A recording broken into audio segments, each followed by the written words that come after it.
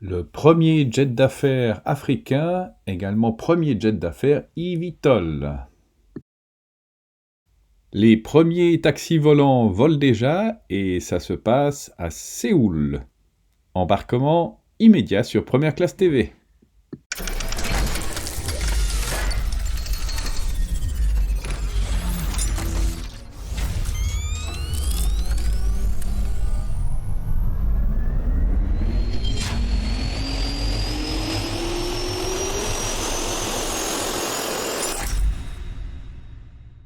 Bonjour et bienvenue sur Première Classe TV, votre chaîne d'information sur les voyages d'affaires du futur. Dans cette édition, nous allons découvrir un avion d'affaires africain à décollage et atterrissage vertical. Pegasus Universal Aerospace, basé à Johannesburg, a été fondé en 2012 avec l'idée de créer un petit jet privé avec une capacité de décollage et d'atterrissage verticaux, VTOL. Récemment, l'appareil a effectué son premier vol d'essai en vol stationnaire, faisant un pas de plus vers la mise en service prochaine du biréacteur d'affaires, créant ainsi le premier avion à offrir de véritables performances d'avion d'affaires associées à la flexibilité d'utilisation de l'hélicoptère. Ce qui est impressionnant à propos du jet d'affaires Pegasus, c'est qu'il a été conçu pour atterrir presque partout, parking, héliport, yacht, et sur n'importe quelle surface, y compris l'herbe ou le gravier, mais aussi sur une piste conventionnelle. Cela élimine les contraintes d'un déplacement vers et depuis un aéroport, ce qui réduit d'autant les temps de trajet pour les passagers. Un jet d'affaires Pegasus en mode VTOL a une autonomie de 2100 km, et s'il utilise des pistes conventionnelles, celle-ci passe à 4400 km et une vitesse de croisière de 800 km à l'heure, à une altitude de 11 000 mètres.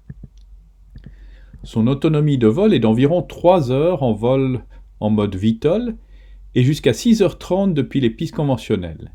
Il consomme 300 litres de kérosène par heure, ce qui représente une économie de carburant de 60% par rapport à un jet standard. Le Pegasus fera également l'objet de nombreuses innovations qui le rendront sûr et facile à voler. La partie VTOL du vol sera beaucoup plus silencieuse que celle d'un hélicoptère en raison des ventilateurs canalisés utilisant des moteurs électriques pour les décollages et atterrissages verticaux. Nous avons beaucoup parlé lors de ces émissions de Première Classe TV des taxis aériens.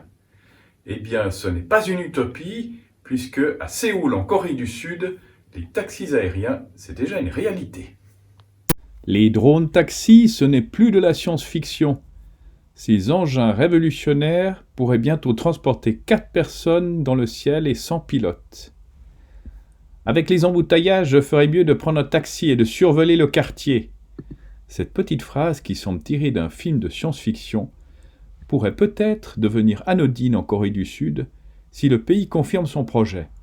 Le taxi-drone y a fait ses premiers essais en novembre passé, au-dessus de la capitale Séoul. Pour le moment, il ne transporte que des sacs de riz à la place des passagers. La commercialisation de ce véhicule sans pilote est prévue pour 2025, un moyen de survoler la capitale et d'éviter les embouteillages. C'est la société chinoise Ehang qui est à l'origine de cet avion multicoptère. D'autres entreprises comme Toyota, Hyundai, Uber ou encore l'avionneur européen Airbus travaillent sur leurs propres véhicules. La mobilité aérienne urbaine est-elle une alternative à l'engorgement du trafic routier dans les grandes villes ?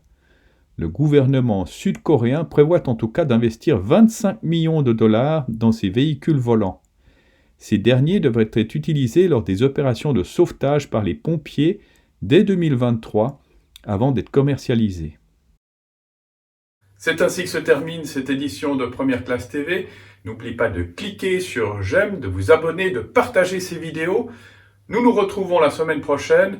Et la semaine prochaine, nous découvrirons ce qui fait l'exceptionnel du nouveau Falcon 6X, le nouveau fleuron de Dassault Aviation.